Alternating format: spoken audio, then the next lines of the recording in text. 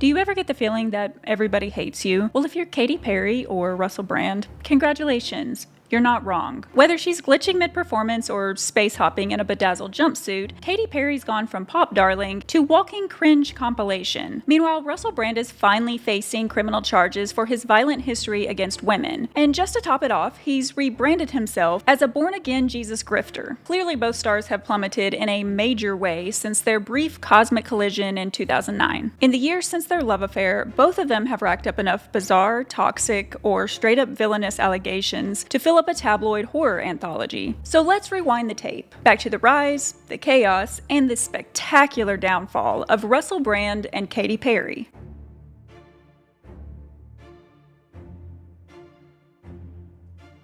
Perry and Brand first crossed paths while she was filming a cameo for him in Get Him to the Greek, a cameo that fittingly ended up on the cutting room floor. At that time, Perry was mid-pop explosion, riding the neon wave of One of the Boys with hits like I Kissed a Girl and Hot and Cold. But their real meet cute came at the 2009 VMAs when Katy walked up to Russell and dumped a bottle of water over his head. It was a little flirtatious, but in hindsight, maybe she was just trying to baptize all of those demons. Brand, for his part, was already a tabloid tornado. Equal parts eyeliner, ego, and chaos. The self-proclaimed sex addict and heroin user once bragged about sleeping with 80 women a month, which sounds more like a public health crisis than a personality trait. He rose to fame hosting Big Brother's Big Mouth, then rode that wave into American stardom, with roles like Forgetting Sarah Marshall. He was notorious for his antics, like showing up to MTV after 9/11 dressed as Osama bin Laden. In 2008, he crossed the line from just being provocative to being a full-blown predator, even prank-calling actor Andrew Sachs and leaving absolutely revolting voicemails about sleeping with his granddaughter. But it turns out there's a pretty big difference between shock value and being an actual liability. On paper, Perry and Brand made zero sense. She was an evangelical pastor's kid turned pop princess, and he was a chaos muppet with a sex addiction and a suspension from BBC. But in 2010, they got married anyway, in a very lavish Hindu ceremony in India. Brand was real deep in his hair Krishna phase, and supposedly Perry was real fascinated by Hinduism, which in Hollywood code just means that it'll look cool in photos. Their relationship was less meeting of the souls and more of a vibe-based detour, and the expiration date was already baked in. In 2010, after just 14 months of marriage, Brand decided to call it quits. In true coward-core fashion, Brand filed for divorce and gave Perry the heads up via text,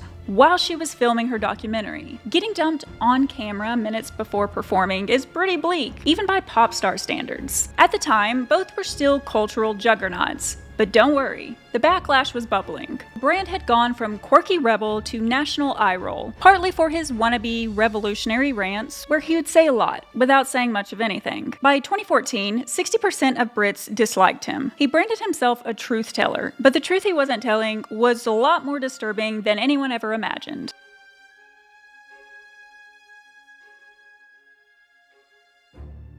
Russell Brand is a serial sexual abuser. Full stop. He's now been formally charged with rape, oral rape, indecent assault, and 2 counts of sexual assault, allegedly committed between 1999 and 2005. And if you're wondering how he got away with it for so long, it's pretty simple. Everyone already knew. It wasn't some buried secret. It was industry wallpaper. Multiple insiders have said Brand's predatory behavior was an open secret, whispered about, but never stopped. 2 former crew members from his live show once said that they felt like they were working as pimps, not producers. Brand allegedly told them to handpick young female audience members and bring them to him backstage, like he was shopping for merch. This was not some chaotic spiral. This was calculated, and it was industrialized. And the machine ran on because no one in power could be bothered to pull the plug. And just to be extra clear, these new charges don't exist in a vacuum. They come on top of credible allegations first brought to light in 2023 when an explosive investigation by the Sunday Times, the Times of London, and Channel 4 dispatches exposed sexual assault claims from 4 women, along with disturbing accounts of coercive, controlling, and abusive behavior from many others. Those alleged crimes spanned from 2006 to 2013. Now, add the current criminal charges stretching all the way back to 1999. And what do you get? That would be a 14-year timeline of predatory behavior. Yet for some unknown reason, people keep handing him platforms, paychecks, and podcast mics. Trigger warning from here on out, because what you're about to hear is really horrifying. But with millions of people still consuming his content and blindly defending him, we owe it to these women to tell their stories. In 1999, a woman says she met Brand at a Labor Party conference and they ended up going back to her room. While she was in the bathroom, he stripped entirely naked and asked her to photograph him, then shoved her on the bed and raped her. Then he left her with his email address, and I'm really not sure what she was supposed to do with that. In 2001, a woman working with Brand says he tried to drag her into a men's bathroom at work where he sexually assaulted her. In 2004, a woman says Brand grabbed her breasts in a Soho bar, pulled her into the bathroom, and orally raped her. This bathroom thing is kind of his deal. Then in 2004, a woman claims he grabbed her face, forced a sloppy kiss on her, groped her breasts and her butt, which is actually not flirting.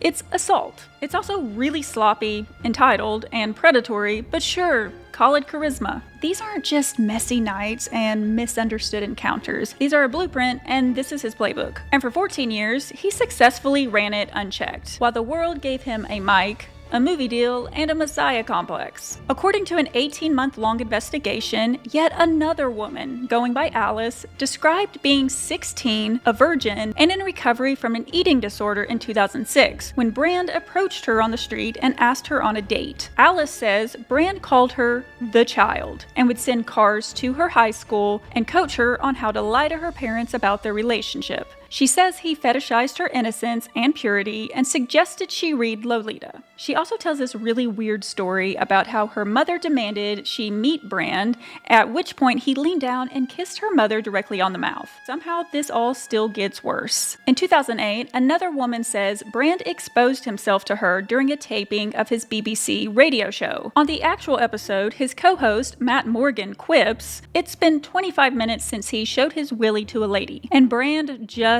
laughs, because flashing women mid-broadcast is just another zany bit for the brand, and the woman who was obviously terrified never filed a complaint. It was years before BBC finally issued an apology for fostering a culture of silence. Sorry we let the walking lawsuit do whatever he wanted to do for a decade. In 2012, a woman who had been in a relationship with Brand says he pinned her to a wall and raped her. Afterwards, he sent a text that said, "I'm sorry. That was crazy and selfish. I hope you can forgive me. I know that you're a lovely person." In 2013, another woman says Brand trapped her in his bedroom, pinned her down, and ignored her repeated screams of "stop" and "I don't want to do this." She described watching something shift in his eyes and said they were black like the devil. In 2014, Brand's ex, Jordan Martin, published a book describing their 6-month relationship as a walking nightmare. She accuses him of sexual assault, emotional manipulation, and physical abuse. This complete psychopath allegedly made her brush her teeth until her gums bled so she would taste anonymous to him. Whatever that means, bro. And just when you thought the creep credits were rolling, surprise, he's back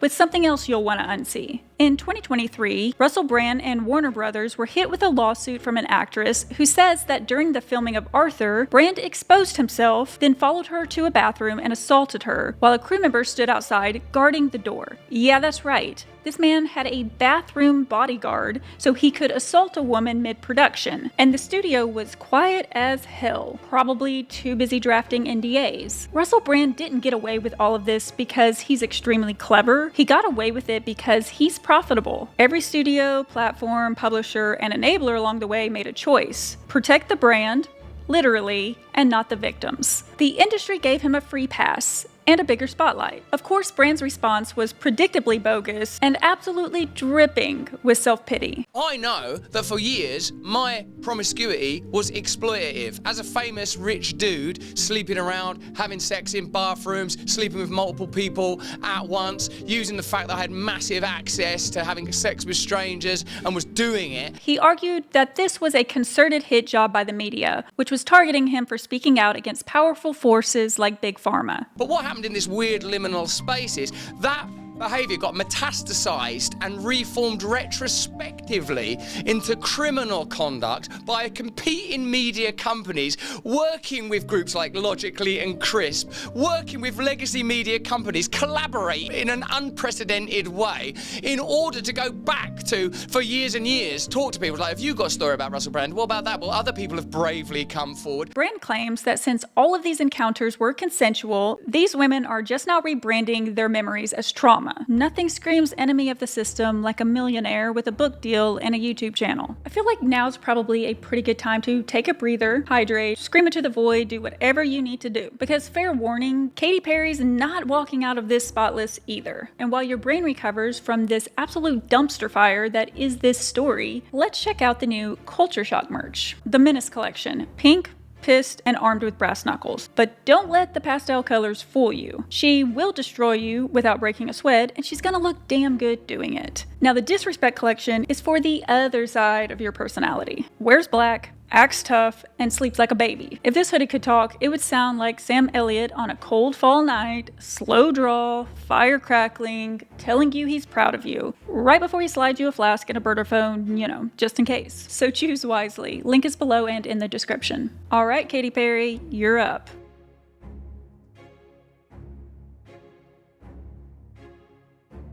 Perry has never been known for her subtlety, but in 2012, she told Jimmy Kimmel that she was obsessed with Japanese people and wanted to skin them and wear them like Versace. That's a real bizarre thing for anyone to say, but especially coming from someone who treats cultural appropriation like a stage prop. A lot of people were not okay with that, and when they called her out, her response was, "Guess I'll just stick to baseball and hot dogs. Can't you appreciate a culture?" In 2019, a model from Perry's Teenage Dream video accused her of pulling down his pants and underwear in front of a crowd, essentially turning his body into a punchline without his consent. He said, "You can imagine how pathetic and ashamed I was feeling." Not exactly the teenage dream that Katy had promised. Soon after, Georgian TV host Tina Kandalecki came forward, accusing Perry of groping her, trying to force a kiss on her while completely wasted at a party. And of course, there's that American Idol moment when Perry kissed a teenage contestant without warning. He told her he was intentionally saving his first kiss for someone special, and she did it anyway. But her glitter pop power plays don't magically stop outside drunken parties and TV sets. While most female artists cut ties with Dr. Luke after Kesha accused him of rape and psychological abuse, Perry ran in the opposite direction. In 2024, she let him produce 10 of the 11 songs on her album. 10 out of 11. At that point, it's not ignorance anymore, it's endorsement. But the question really isn't, how did Katy Perry and Russell Brand get away with it for so long? It's, why the hell did we let them?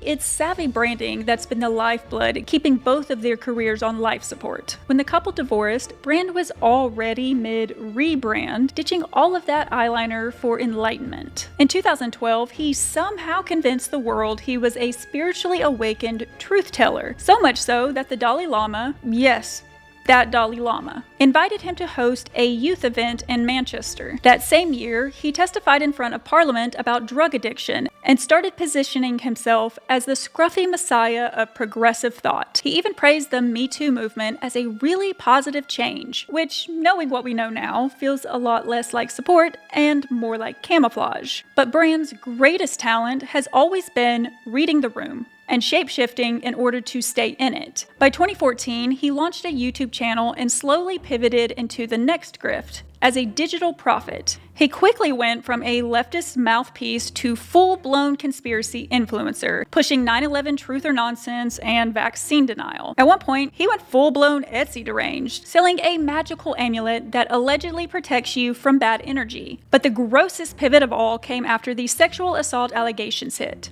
That's when he discovered Catholicism. Earlier this year in April, he posted a video of himself getting baptized, shirtless, completely soaked, and rocking what looks to be Grandpa Joe's old stretched out tighty-whities. But you know, this wasn't about faith, this was about optics. Brand's version of Christianity centers entirely around himself. On Good Friday, he said that he could relate to Jesus' persecution and humiliation because in his mind, being held accountable for decades of abuse is the same thing as being nailed to a cross. And of course, this redemption arc came pre-monetized. Almost immediately, he partnered with Hollow, a Catholic prayer app partly funded by none other than his tech-savvy mentor, Peter Thiel. And y'all know Peter Thiel really deserves his own video because he has a very long and very dirty history.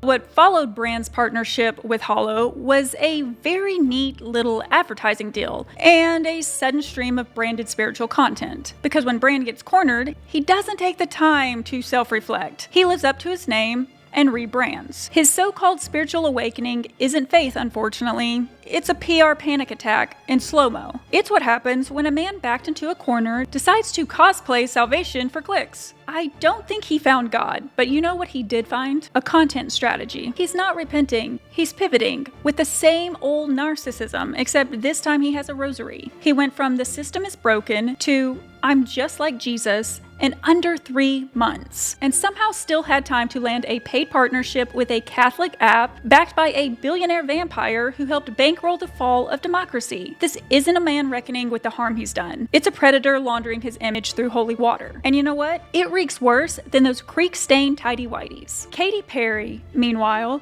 has leaned real hard into her own brand of Pinterest board feminism. In 2024, she dropped Woman's World, a painfully out-of-touch empowerment anthem that somehow managed to be both preachy and hollow, all while being produced by Dr. Luke. Yep, that Dr. Luke. Perry's Woman's World message was, you go girl, but only if you don't mind dancing to the sound of ongoing litigation. After fans dragged the music video for being tone deaf and really cringy, Perry doubled down by calling it satire. Her official response was, you can do anything, even satire. Perry's feminism has never been intersectional. It's been pink-washed, memeable, and wider than a Whole Foods coupon code. Case in point, that real embarrassing all-female flight to space, which she labeled as a tribute to the divine feminine, despite it clearly being a PR stunt to help boost Jeff Bezos' image, since millions of us continue to boycott Amazon. But this is Katy's world, and liberation is best served cold, while boosting a bald billionaire's PR score from low orbit. And that's not even her only tech bro alliance. She also publicly thanked Elon Musk for gifting her a Cybertruck. The core of all of this, for both Perry and Brand, is greed. And nothing makes that clearer than Katy's cartoonishly cruel real estate lawsuits.